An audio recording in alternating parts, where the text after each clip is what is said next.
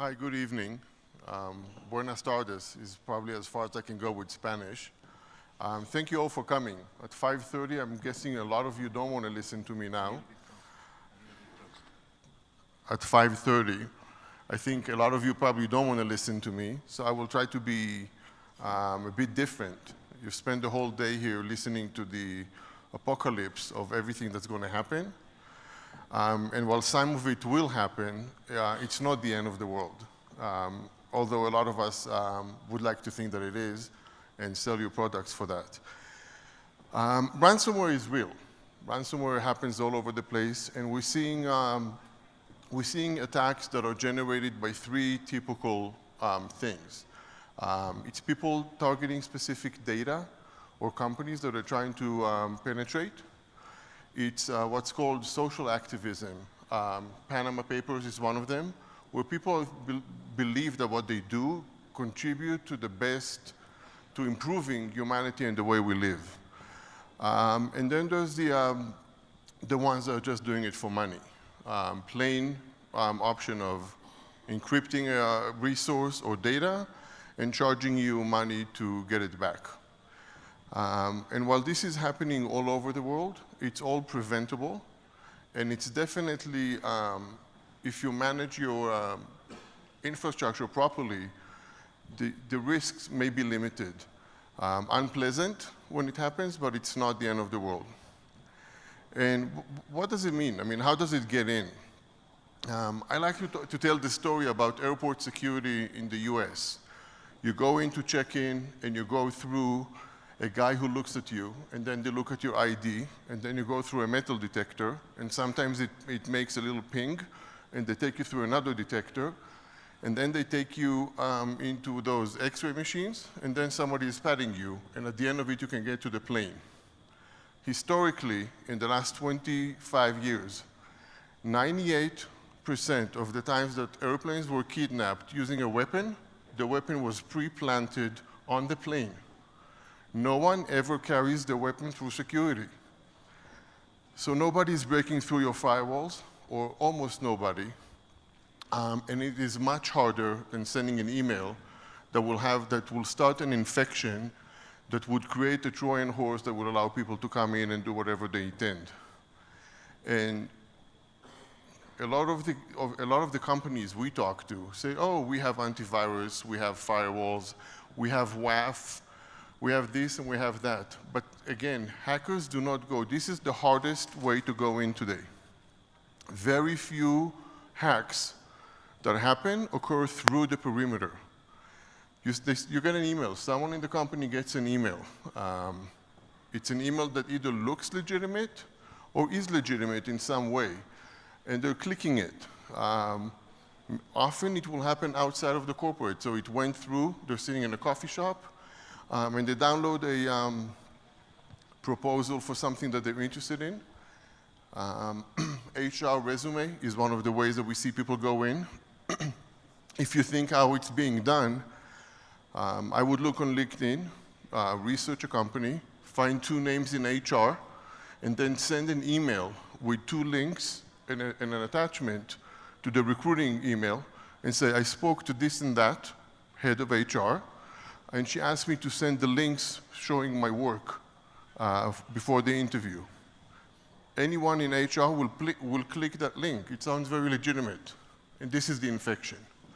Right there, a machine inside the corporate is infected with malware. And then what happens? If we're looking at ransomware, which is the focus today, the ransomware agent will either download additional stuff or is running off of the link. It will start encrypting files and very quickly present the user with a screen that says, if you want your files back, if you want the computer back, you need to pay ransom, Bitcoins, and there are multiple options to do that. Can we prevent this? The first answer, which is unfortunately the hardest one to achieve, is yes. We can tell all of our employees and colleagues to never click a link and to never accept a document from someone they don't know. But this is not real, right? It's like 10 years ago when we were selling firewalls, the option was buy a firewall or disconnect your computer from the network. That would be safe too. But that's not the way it works. And so there are tools that are in the marketplace from multiple vendors that will help the user act smartly and prevent any kind of infections. The infections are smart, and at the end of the day, or at the beginning of the day, depending which side of it you look at, you only need one user. So if you're looking at campaigns that are targeted at companies, we will see 10,000 emails sent to 10,000 employees, and only one of them need to press the button, or download the link, or open the document. It doesn't take a lot. It's not that we need to infect multiple people to make it happen. Malware is super smart. We'll go over that a little bit. But as soon as you have one in, it's infected. Sorry.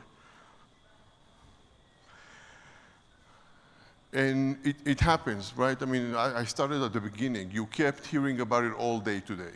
And I don't want to keep talking about the same thing. But ransom and malware happens every day all over the world. There is no one who is beyond being infected. We're seeing customers in small businesses. They don't have backup. They don't have disaster recovery plan. And when their stuff is encrypted, it's done. They don't have what larger corporations do. However, they have less resources that can get infected, and less people or less computers that would be an entry point. And if we're looking at, again, I just want to summarize how it goes, and then we'll go into talking about an example. There's the infection. It's starting to encrypt.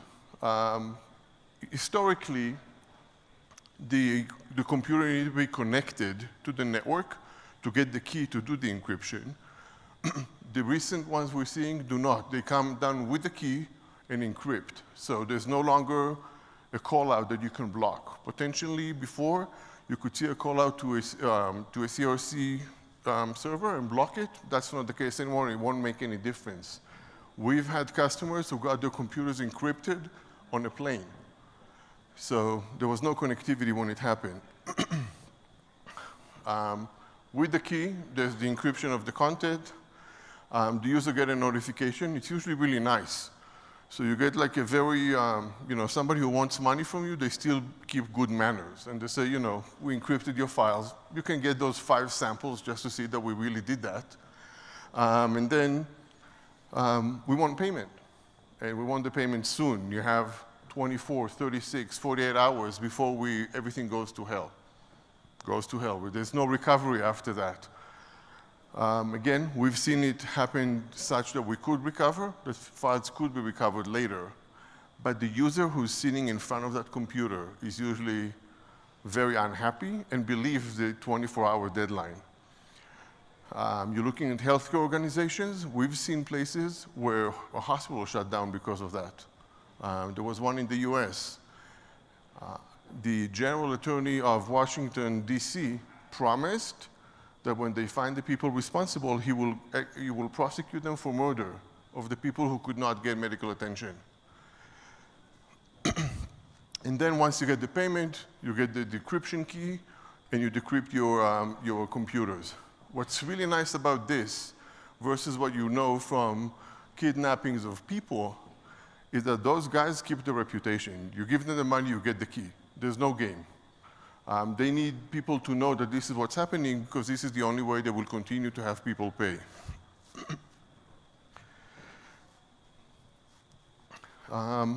Telecom companies. There was a major campaign 6 months ago, I think. Look at the titles of the emails that came in. I mean, they were all very, very realistic to someone who opens those emails. And they may be saying, oh, but I don't have an account, I need to check it. And then, as soon as they did, they got the notice that your files are being encrypted. And it went on, and then they got the the option to say, really, can you really open it? And the answer is, yes, I can open it. Choose the 5 files you really want. And you can see that I can decrypt them now, but you can't have them. When it's trying to connect to give you payment, this is where your firewalls, right? I mean, we all have firewalls. So the firewall blocks the connection out. Customer service is really important for ransomware. If you can't get to that, we have an offline option. You can go down the street and go to the Bitcoin ATM in Seattle, and you can pay there. Or you can go to another and look, 95 hours were left to go do this. And again, if you need to go to a different computer, here's the link. Copy and paste this, pay the money, and we will give you your decryption key. Very effective. A lot of us don't run our business as well as these guys do. Is there anyone here who got hit by ransomware? Really? One? There's one brave person who raises the hand, or is it just that nobody else did? I'll give $1 to everyone who says he got ransomware. $2? Wow. This is the best ratio I've ever seen in the world, anywhere. I travel a lot, and there's always more than one. There's always the first one who's really brave, but then people usually follow. This is uncommon in what we saw. We see a lot of ransomware everywhere, and we see a lot of companies keeping it really quiet, because once you pay, if it becomes public, then you become a bigger target, right? I'd rather hit someone I know pay than someone who might not pay. So in a way, to admit that you did actually may cost you more money at the end of it. All of the malicious stuff, and ransomware being one of them, is not new. It started in the old days of snail mail. People got mail that was in a way an option to take money out of people's pockets. It then got much smarter. 2006 was the first time we saw it. And I won't go through the whole timeline, but you can see that there's an evolution, and we are in the middle of the evolution. It's not going to end tomorrow. Even if we stop everything that we know today, there will be new, right? There are two groups of very smart people, those who attack and those who defend. And those who attack are not going to go away, and those who defend will never be the smartest ones on the block, although I would like to believe that a lot of us feel we are. But there's always someone else who may find another way that we didn't think about. And it's growing. It's not only that it's not going away, it's not only that there's an evolution, it keeps growing exponentially. There's more and more people who understand that sitting at home and infecting computers is easy living. They don't have to sit here from 11 o'clock to 7:30, and listen to people like me talk. They can sit at home in their shorts and just do email campaigns, and ransomware will bring them money. It's a very different way of making a living than most of us here know. The other thing, or the other misconception that we see quite a lot, is customers, prospects, partners who say, I have antivirus, and my antivirus is updated, and our company is really diligent about updating and pushing it, and every PC I have is updated within 24 hours. This is an illusion. That never exists. And even what it is, if you look at the numbers here, antivirus has less than 50% catch rate on ransomware, and ransomware evolves. 10 minutes and $20, I can create 25 different variations of the same malware online. I don't even have to be an expert. I take one, I put it in, and it recompiles itself 25 times. And then what was a known signature 5 minutes ago doesn't mean anything anymore. We have a lot of conversations with admins who raise their hands when I ask who has ransomware, who said, I don't understand. We had like the best McAfee, Norton, whatever it is, Kaspersky, But those are great protection for known signature-based attacks.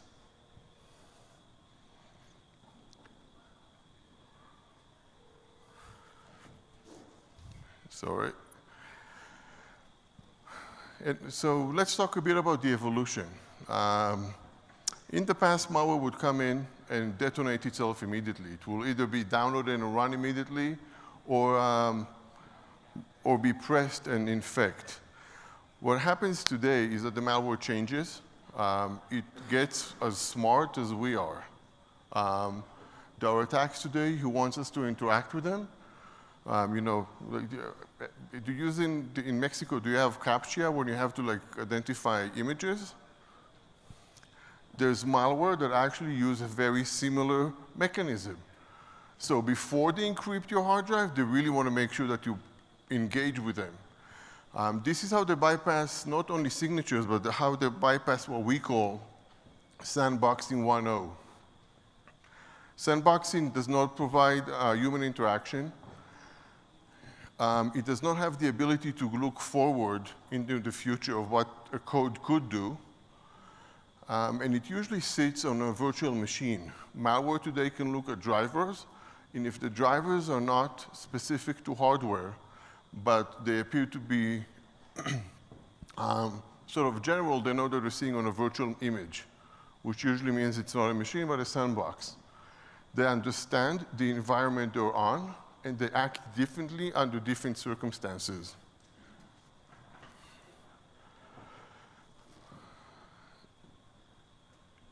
And with that, I think that the most important thing is to understand that the industry standard today of first time detect, second time prevent doesn't work. If we detect the ransomware where it's encrypting the hard drive, it's too late. There is no second time. And so there's a big difference between the sandboxing technologies and what you want them to achieve for you. You want something that blocks ransomware from running, but that is smarter, that can do more than just run it on a virtual image and see what happens. Now, how would the ransomware work today? So we see ransomware that goes and checks time, right? So they have an NTP protocol running inside of them. They have pop-ups that says, hey, choose 5 pictures or 3 pictures of ice cream, or they have a set that says, do you want to win $100? Yes, no. In this room, maybe most of you won't push it, but in most rooms, when I offer money, people say yes. $100 prize or $100 credit for Amazon, people press yes, and then the malware know that they're interacting with a human being. There's malware today. We've seen one of the smartest malware pieces we've seen. Takes 3 steps. So it comes down, there's a caller. After one reboot of the host, the caller brings down the malware itself, and after another reboot, it detonates. If you're sitting in a well-managed IT system, you have Patch Tuesday, do a reboot, that's number 1. A month later, there's another Patch Tuesday, another reboot. 65 days after the malware came down, it starts detonating across. We had one customer in New York who is one of their executives, went home and tried to connect to Wi-Fi. Got home, couldn't connect, and like every executive, he rebooted the computer because that solves everything. That did not work. So he rebooted the Wi-Fi, he rebooted the computer, got encrypted, and lost his laptop. However, in an incident analysis that we did later with a bank, we found that they had 1,700 computers infected in 2 different phases of the infection.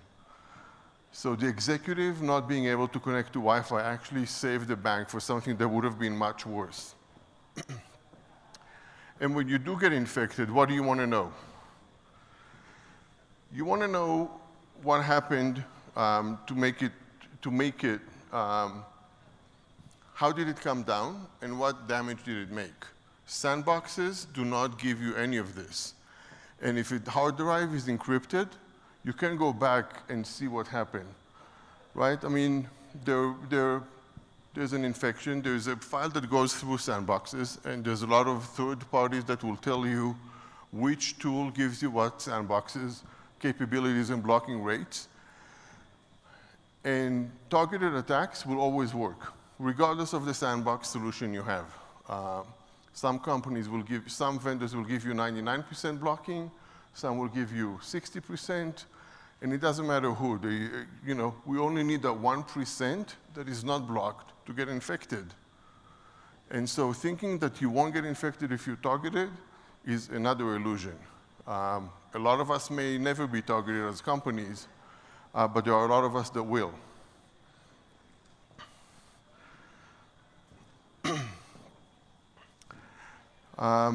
So the solutions that you want are solutions that can actually understand what the code is doing, what the code is going to execute, and how to prevent that code from running or make it run such that it doesn't create any damage. This is going back to why this is going through the process of how would you get infected. Enable the content is where you will. You want a solution that doesn't allow this option to come up. This is why I go back to the idea of what the users are doing is really not under anybody's control.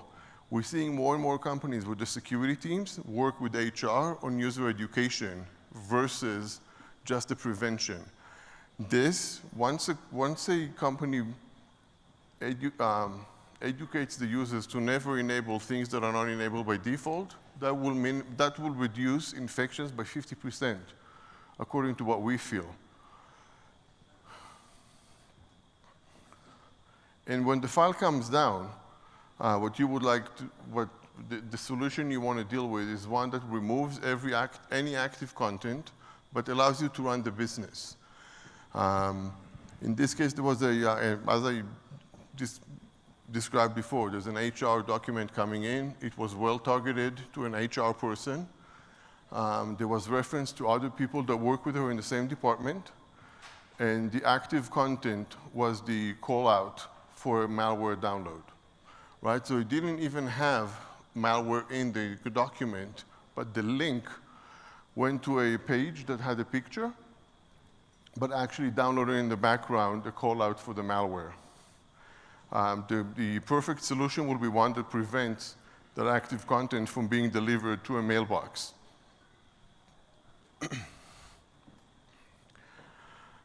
So going back to the things you want to see in how you do it, you want high catch rate.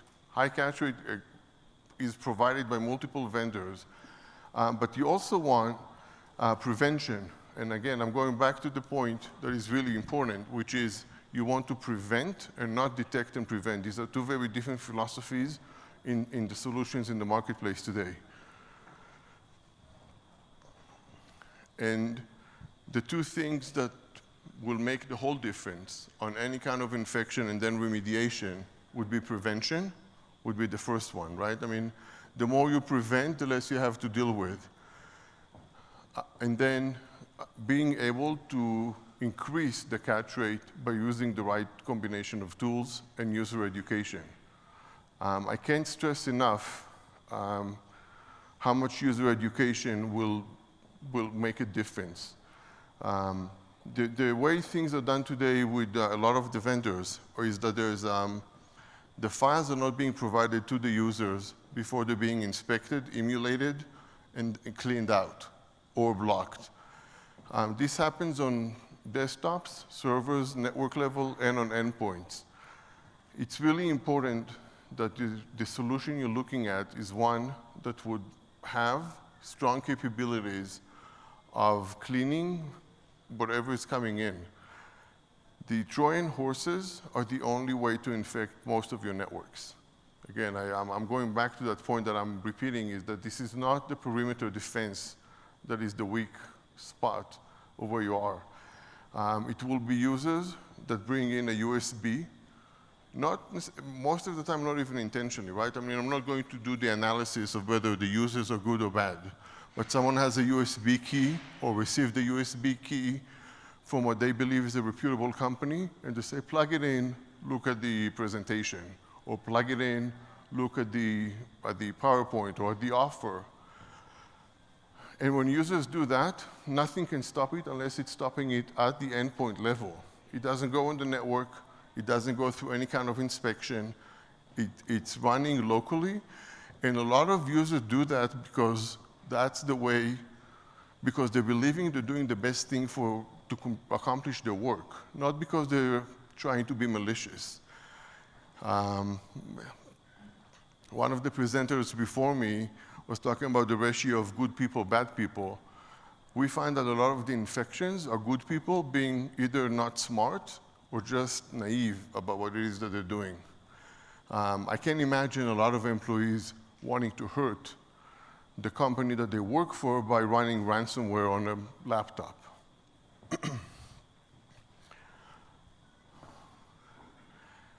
I'm going to try again. Did anyone have ransomware attempts that were blocked on the network? So you had them both.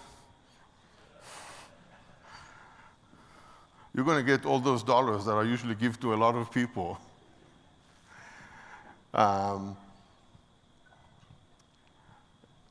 Okay, who knows someone who got affected by ransomware? Who wants to raise his hand but doesn't have the energy anymore? I hope it's a lot of you. To identify an infection, the most critical thing to your role and your company is the ability to identify what happened, how it got in, and does it still reside on your devices, right? So you lost a laptop, it's encrypted. How many other hardware, desktops or laptops are at risk? How did it get in? How do I block it from doing anything else? Forensics is probably the most important thing after the defense, because again, like all defenses, even the best one will fail on occasion.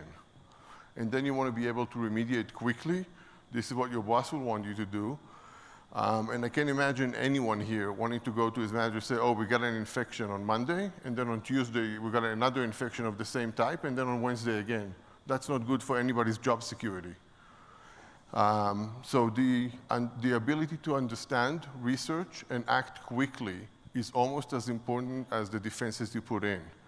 And so when you're looking at something that gives you analysis, you want to understand where it got in, when did it start. In the case that I'm looking at now, we're seeing that there was a Word document that detonated malware. How did it get in? It got in, as we'll see in a second, through a browser plugin that someone clicked yes, enable. You know, you want to see there's a movie, and it pops up and says, yeah, we can't play without this video plugin. You'll be surprised how many people will click that video plugin. And the identification was when the crypto locker was trying to connect to the CRC server.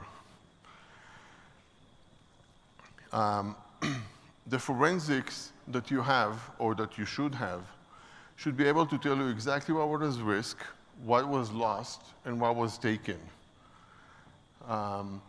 This is how the attack would look like. But if you want to look at the important things, is the damage. What got damaged is the first thing you want to understand, right? I mean, what were the things that were taken? What is the concern? Who should I contact? If I lost, the whole confidential credit card files, there are certain people in the company that needs to be contacted and start acting on. If I lost HR information, that's a different story. But there's understanding what was lost is one of the basics of your forensics. And if I summarize what we believe is the most important things for you to know is how did it enter, and can I block it? So if it came in through a browser plugin, the plugin came down from a specific IP address, right? So do you want to block that? The answer is always yes. blocking a download site is always your safest option. No one is going to come back and complain that the video download is not working. People will complain a bit more when their computers are being encrypted. What is the business impact? In the previous page, you saw a report that shows what was taken. And this is probably the most critical step in maintaining your company's integrity and reputation, potentially, depending what was taken. But in many cases, a lot of it can be competitive data, IP-protected data, users or customers' data, or data that is somewhat regulated and has to be kept confidential. Credit card numbers, bank accounts. In the US, it's social security numbers and so forth. And then what's next? So I understand how it entered. I understand what's the business impact. Now I want to go and see how do I clean it around. Most of the malware today will very quickly, once it's deployed, will start doing lateral movement from one computer to the other. They understand that the hopping to the side is the easiest way to manifest. Computers are susceptible to that on internal networks usually. Most companies do not deploy any kind of security between three people sitting in the same room. Sorry, between three people sitting in the same room. I told them before that Israelis talk with their hands, and that microphone keeps going away when I try to do that. It's really complicated for me to keep my hands in the same place. And then the lateral movement is the spread. Once you understand what it was taken, you can audit and run forensics very quickly and effectively and prevent additional detonations of the same malware.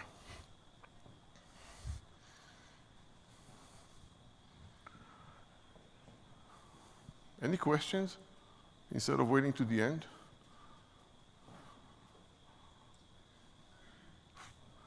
You're the hardest crowd ever. If I go tap dancing, will I get more reactions? You will suffer, but I can try. Again, I think we've all repeated those. I think everyone who spoke to you today, and I've only listened to 3 of them, basically said the same 3 things. There is malware. It will very likely get to you, and you need to be able to defend when you can and react and remediate when you can't. 3 simple messages. We all spent 45 minutes trying to deliver them, which may be unfair to you and to us. I was hoping for a conversation when you guys don't give me that. 0-1. This is how we see the battle that we're all talking about in ransomware. It's 0 is if you prevent, which means you want 0 attacks. 1 is when you lost and you detect, because the detection today is always late. You can't detect in time unless you prevent it.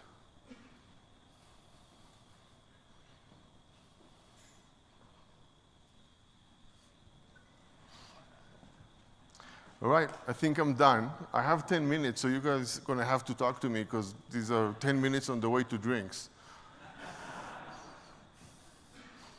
No? Maybe I should ask Marco, do you want to come and try and ask the question in Spanish? Maybe they'll react better to you. Go for it.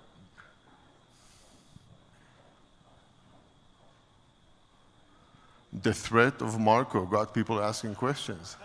I should have brought you on stage before. Good afternoon.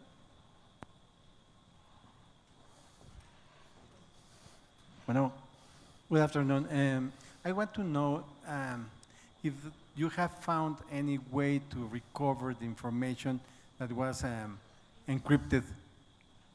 If you have one of those files clean, because maybe it was outside another machine, so you could recover the the key that was used to encrypt the whole thing?